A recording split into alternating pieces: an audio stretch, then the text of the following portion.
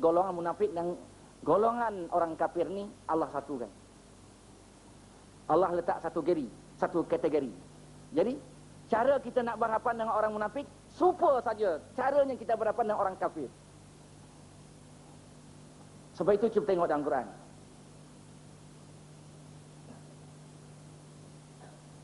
Jahidil kufar wal munafikin waghluz alaihim.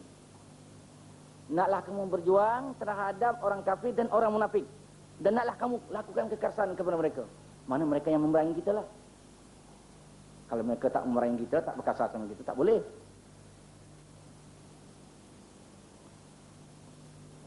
Jahidil kufar wal munafikin waghluz alaihim. Ya ayuhan nabiyyu jahidil kufar wal munafikin waghluz alaihim. Wahai Nabi, khitabun Nabi, khitabul ummah. Apa yang Allah ucapkan kepada Nabi artinya diucapkan kepada umat Rasulullah termasuk kita. Itu mengikut kaedah. Jadi Allah berkata kepada Nabi dan juga kepada kita, naklah kita memerangi orang kafir dan munafik, dan naklah kita lakukan kekerasan kepada mereka. Dalam ayat yang lain Allah berkata, waqatilul ladzina yuqatilunakum waqatilul ladzina yuqatilunakum. Naklah kamu memerangi mereka yang memerangi kamu. Jadi cara pejuang-pejuang Islam secara orang mukmin berhadapan dengan kejahatan orang kafir, orang munafik dan orang kafir, naklah kita mengikut tarian mereka. Bagaimana mereka timpakan kepada kita, itulah cara yang kita timpakan kepada mereka, jangan lebih. Kita hadapi mereka macam mereka menghadapi kita. Kita berhadapan dengan mereka mengikut tarian mereka. Kalau takdir mereka melakukan kekasaran kepada kita, kita boleh lakukan kekasaran pada mereka. Kalau mereka isytiharkan perang dengan kita, walaupun kita lemah dan sebagainya, kita mesti isytihar perang dengan mereka. Dengan kata-kata yang lain, kalau mereka nak merosakkan kita melalui surat khabar, kita mesti lawan dengan surat khabar. Kalau mereka nak merosakkan kita melalui buku, kita mesti wujudkan buku kita. Kalau mereka nak merosakkan kita melalui jemaahnya, kita mesti wujudkan jemaah kita.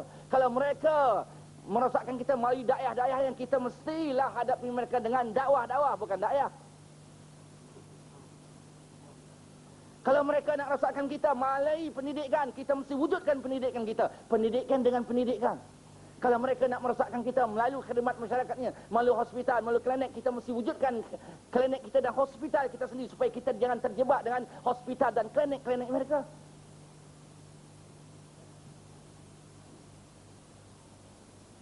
Jadi kita berhadapan dengan golongan munafik dan orang kafir, naklah cara tarian mereka. Saya ulang lagi, kalau mereka memerangi kita, kita perangi mereka. Kalau mereka berkasar dengan kita berkasar dengan mereka. Kalau mereka nak merosakkan kita melalui kebudayaan kita. Kebudayaan kita, kebudayaan Islam lah.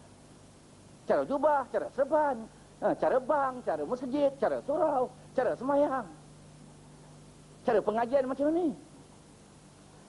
Kalau mereka merosakkan kita melalui surat khabar, kita mesti wujudkan surat khabar. Kalau mereka nak merosakkan melalui buku-buku, kita mesti wujudkan buku kita. Kalau mereka nak merosakkan melalui rancangan ekonominya, kita mesti wujudkan rancangan ekonomi kita secara Islam. Kalau mereka nak merosakkan kita secara jemaah, kita mesti hadapi secara jemaah. Kalau mereka nak merosakkan kita secara dakwah, kita mesti cara berdakwah. Begitulah seterusnya. Di sinilah kegagalan pejuang-pejuang Islam seluruh dunia. Termasuklah Darul Arkam berhadapan dengan golongan munafik dan golongan kafir. Kenapa? Kita berhadapan dengan golongan ini hanya menggunakan satu senjata saja. Senjata dakwah. Dakwah. Sedangkan mereka dah rosakkan kita melalui pendidikannya, melalui hospitalnya, melalui kliniknya, melalui surat khabarnya, melalui buku-bukunya, melalui dakwah-dakwahnya, melalui jemaahnya, melalui khidmat masyarakatnya. Kita dakwah saja. Untuk mudah dipaham, kalau nak dicontohkan dalam peperangan bersenjata, mereka menggunakan senjata yang begitu moden dan bermacam-macam jenis pula. Mereka ada meriam, mereka ada mortar, mereka ada torpedo, mereka ada peluru berpandu, mereka ada kapal terbang, mereka ada meriam, mereka ada stand gun, brain gun, shotgun, gun lagi kita pun tak faham. Kita menggunakan satu jenis senjata saja, apa? kita berbangga dengan keris. Saya ingat dulu, Hang Tuah dulu berperang dengan keris. Ya, ini pusaka bangsa Melayu. Ya, keris ni adalah satu pusaka bangsa Melayu. Yang mesti kita banggakan, ini kebudayaan orang Melayu. Dia berakkan kita dengan melalui kapal terbang dengan apa, dengan bom-bom dia. Tunjuk keris, tak sampai lain kira. Dia tembak melalui laut, tunjuk keris. Dia ledak kita dengan meriam, tunjuk keris. Dia bagi kita dengan peluru berpandu, dengan mortar, dengan steam gun, tak apa-apa lagi, kita tunjuk keris. Bila nak menang, takkan berjaya. Terimalah kehancuran, terima sajalah kekalahan. Maksudnya begini, mereka dah merosakkan kita melalui pendidikan, melalui jamaah, melalui kebudayaan mereka, melalui kesenian mereka, melalui sekolah-sekolah mereka, melalui surat khabar mereka, melalui buku-buku mereka, melalui daerah-daerah mereka. Kita menggunakan satu senjata, dakwah. Klinik tak ada, hospital tak ada, sekolah tak ada, badan kebajikan kita tak ada, rumah kebajikan kita tak ada, surat khabar tak ada, buku tak ada, apa pun tak ada. Hanya dakwah. Sebab itu gagal di mana-mana. Sebab itu pejuang-pejuang Islam habis masa saja, tetapi tak pernah berjaya. Menggunakan satu senjata, dakwah. Patut kita mesti mewujudkan hospital, klinik, sekolah, pertanian, rancangan ekonomi. Di samping itu kemajuan, itu juga senjata memukul musuh. Dan itu juga ibadah seperti mana dah kita jelaskan tadi. Itu juga kemajuan kita, itu juga benteng untuk memukul musuh, dan itu juga ibadah kita yang kita akan dapat ganjaran yang besar di syurga asalkan mengikut 5 syarat.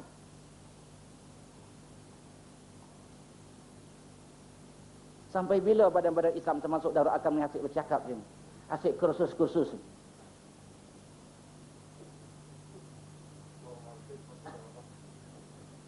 Bila kita nak wujudkan pendidikan kita lagi? Bila kita nak wujudkan ekonomi kita lagi? Bila kita nak wujudkan sistem kampung kita lagi? Bila kita nak lahirkan buku-buku kita lagi? Bila kita nak lahirkan surat-surat khabar kita lagi? Bila kita nak wujudkan klinik hospital kita lagi? Bila kita nak wujudkan estate kita lagi? Bila kita nak mewujudkan kemajuan yang bermacam-macam bentuk sesuai dengan ajaran Islam, asalkan menempuh 5 syarat tadi. Kita dah katakan itu kemajuan dunia, itu juga ibadah, dan itu juga senjata untuk berhadapan dengan musuh-musuh kita. Takkanlah daripada awal hingga akhir bercakap, bercerita, dakwah. Peringkat awal tak apalah, dakwah itu nak menyedarkan ummah. Tapi kalau orang sudah sedar, perlu bertindak, berbuat.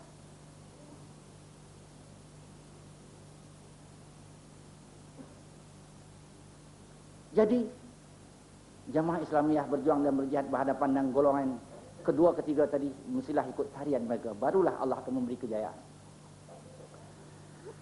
Musuh yang keempat iaitu syaitan. Inna syaitana lakum aduwwun mubin. Sungguh syaitan pada kamu itu musuh yang amat nyata. Bagaimana kita nak berhadapan dengan syaitan? Sedangkan syaitan nampak kita, kita tak nampak dia. Musuh yang nampak pun kita kalah. Orang munafik kita nampak, kita kalah. Orang kafir kita nampak, kita kalah. Syaitan kita tak nampak, dia nampak kita, kita tak nampak dia, lebih-lebih lagi kalah. Bagaimana kita nak berhadapan dengan syaitan? Bagaimana kita nak memerangi syaitan? Musuh yang melihat kita, kita tak melihat dia. Musuh yang tak pernah tidur-tidur memikirkan kita, kita tidur-tidur juga. Musuh yang tak pernah lupa daripada memikirkan kita, kita sepanjang masa lupa memikirkan dia. Musuh yang di mana kita pergi, dia datang. Kita semayang, dia datang. Kita berjuang, dia ikut. Kita masuk dalam kelambu tidur, dia ikut sama. Begitu dia nak sesatkan kita. Sedangkan dia musuh kita, yang mesti kita perangi dia, supaya kita selamat menuju kepada Allah.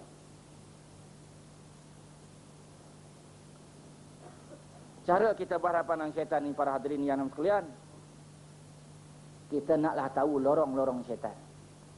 Tak payah tengok syaitan, tahu lorongnya jadilah. Tak payah tengok syaitan, tahu jalannya jadilah. Lebih-lebih lagi kita tahu highway dia. Wah, itu jalan besar lah. Lebih-lebih kita mesti tahu highway syaitan. Cara kita memerangi syaitan, tak perlu kita lihat syaitan, cukup kita tahu lorong-lorong dan jalan-jalan yang ditempuh oleh syaitan. Bila kita tahu lorong-lorong dan jalan-jalan yang ditempuh oleh syaitan, sekat saja jalannya, tutup saja jalannya, jangan sendiri tertutup daripada syaitan.